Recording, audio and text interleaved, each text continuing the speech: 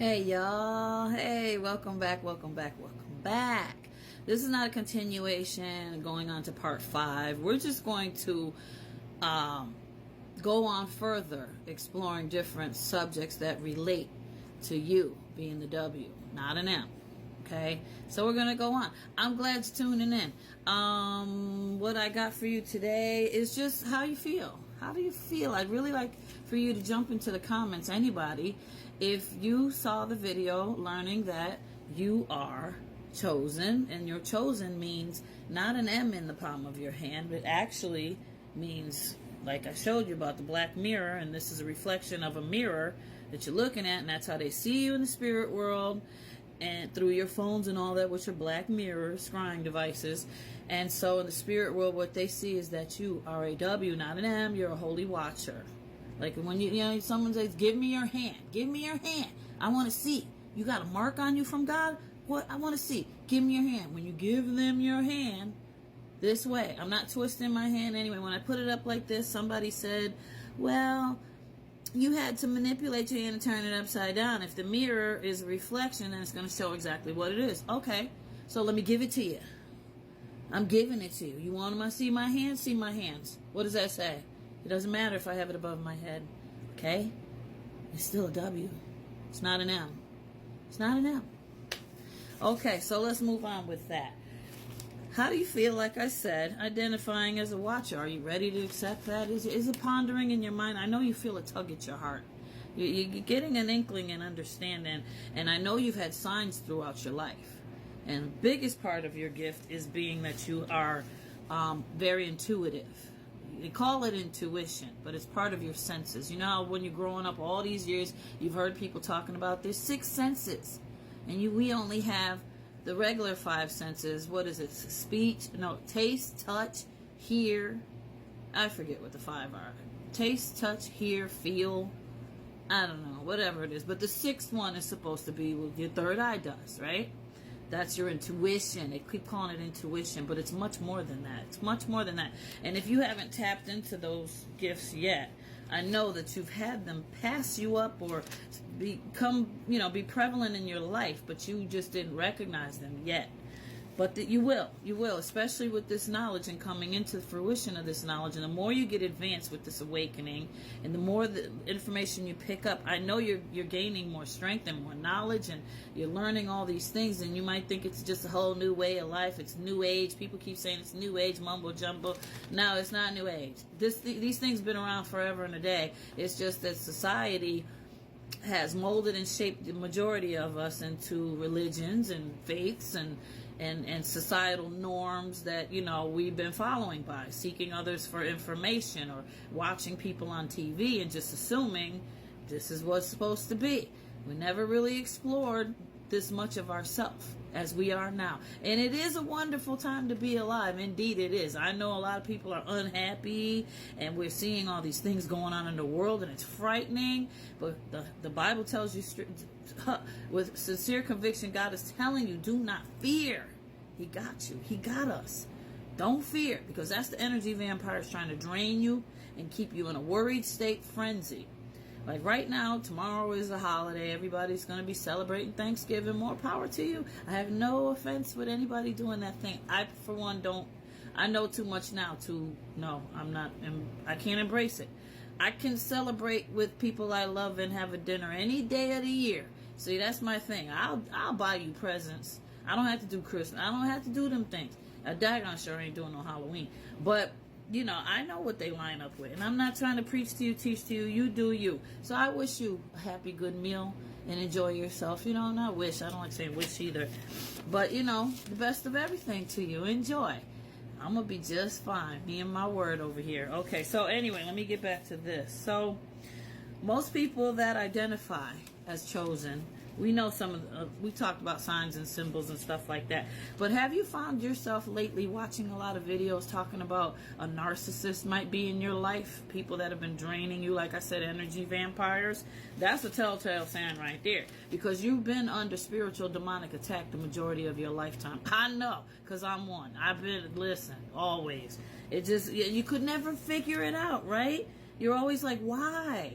And why people hate me?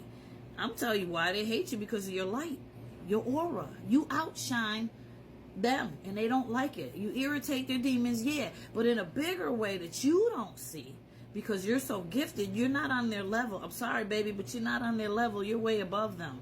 So what it is you walk into a room and you light that place up.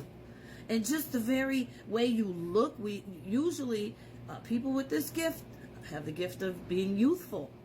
And you have the gift of how to handle yourself.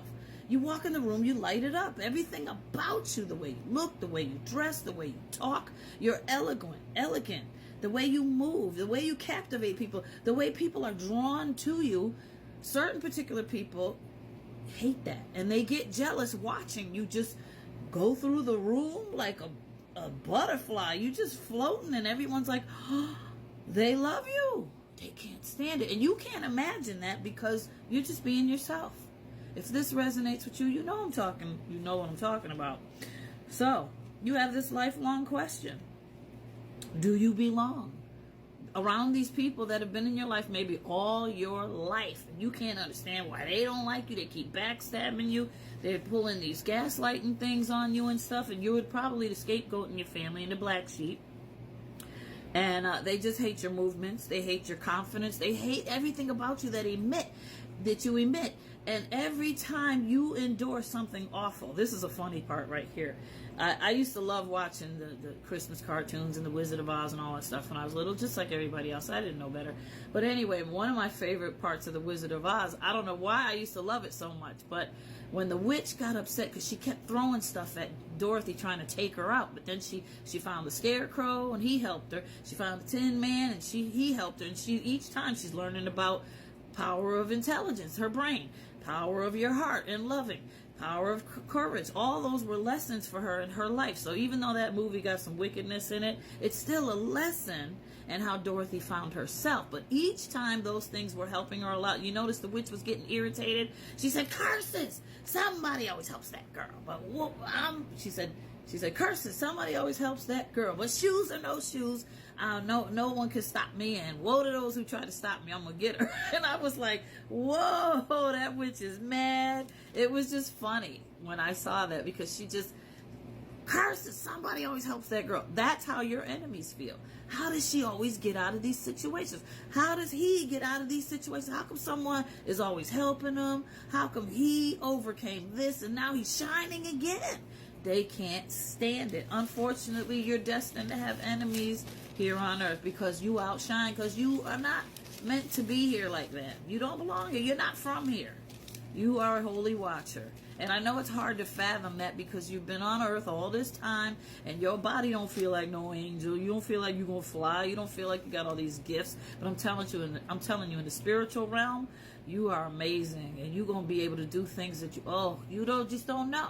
And God can take the impossible and make it possible. You know that. So who's to say what it's going to be with this end time thing and the shifting and all this transforming and transitioning right now? We might become something on earth you've never seen before. And another thing, okay, so I wanted to bring up beware of yoga. It invites other spirits, stick to prayer and motivational tools. You can use some things like that, but recognize that always all things are from the earth and from Yahuwah. And don't be falling into pray to this one or talk about this God or that God or Buddha, this and that, whatever.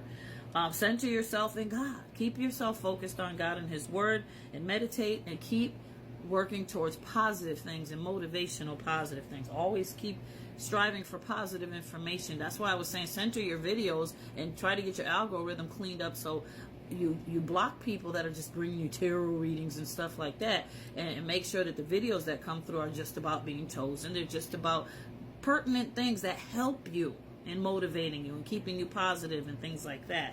I think this is going to turn into another video because the clock is almost up.